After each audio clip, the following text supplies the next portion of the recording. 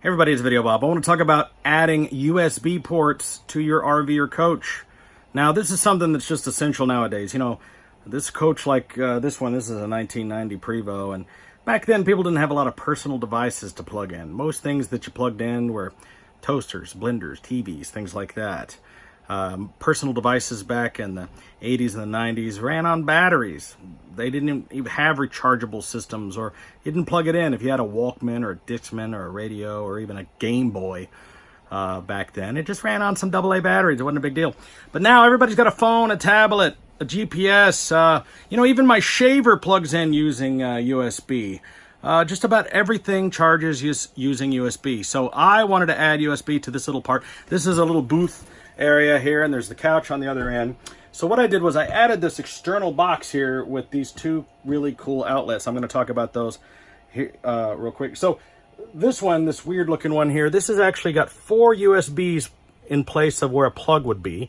This one has 2 electrical outlets and a regular USB, and then this is a USB-C. Now, USB-C is the new USB that's out on everything. All the new Apple products, the MacBook Air, the new iPad Pro comes with USB-C, and a lot of the other Android devices use USB-C.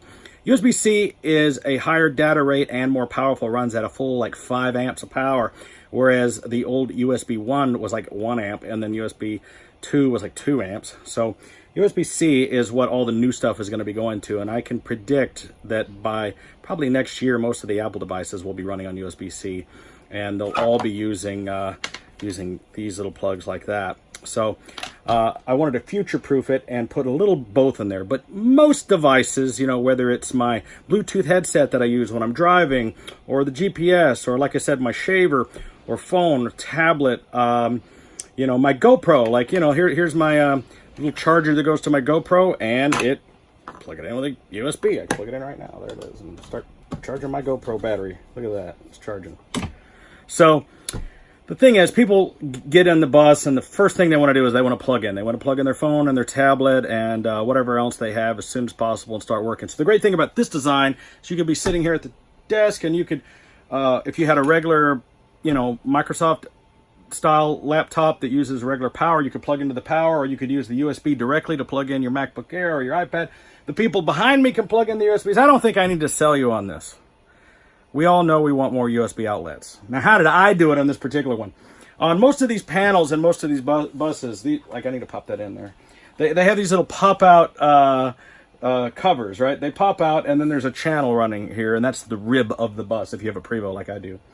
But generally, if you look around, you'll find that they run power lines for both speakers, the maybe like up here we have a thermostat, electrical power outlets and things usually run along the base or along the top, and you can usually tap into it. I got lucky. Right underneath this booth I'm sitting is mounted the subwoofer to my Bose Acoustimass 10 speaker system, and the subwoofer is mounted under here, and there's a power outlet under here, and all I have to do is lift up this cushion, and there's a plug under there.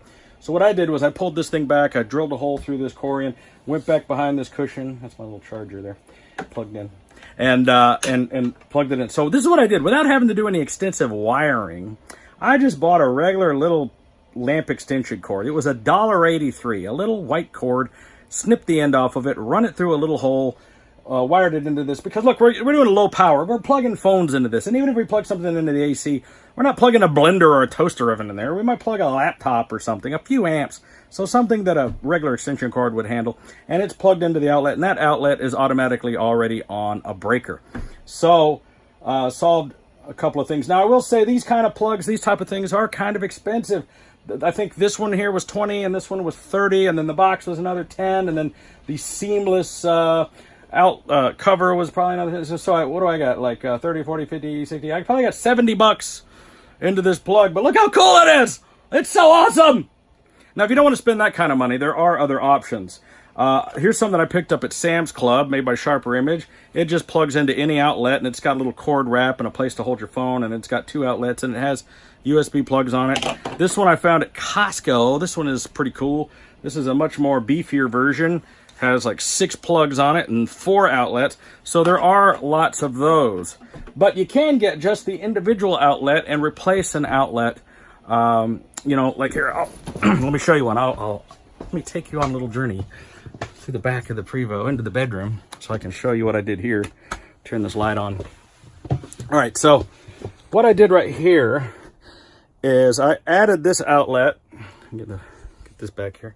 I added this outlet where there was not an outlet.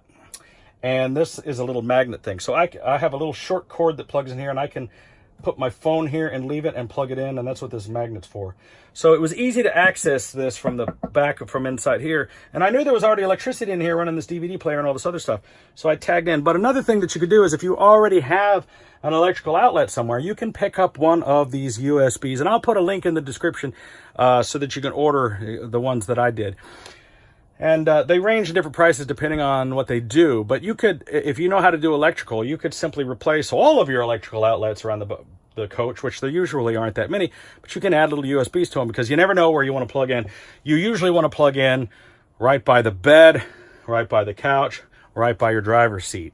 And believe it or not, on a lot of buses, just like mine, I have electrical outlets that are right there by the driver's seat. So I think I'll probably add another one there. I did add one down to the passenger seat where there was a plug down to the right of the seat, and I put one of those USB-C and regular USB plugs in there. So these are just some suggestions on how you can update and modernize your coach so that it will accommodate all of the people who want to come in, especially if you got kids. But listen, I'm 44. I want to plug in my iPhone. Everybody wants to have more power and to be able to plug all their stuff in. And I swear, it seems like I've got a gazillion things that, you know, like I have a TV remote that plugs in. I have this little rechargeable light that I use all the time, constantly, that I have to plug in USB. My shaver plugs in USB. You know, the phone, the tablet, these other little monitors that I use over there. I have another flashlight over there, my GoPros, my camcorder, my little... I have a lot of stuff that plugs in USB. That's what I'm trying to say. So check the link in the description to order one of those. And please share this video with your other friends that are into upgrading their coaches. And please subscribe. I'd like to get a little bit more subscribers, some more viewers, and we're going to be coming up with some really cool other stuff. And thanks so much for watching. I'm Videobob.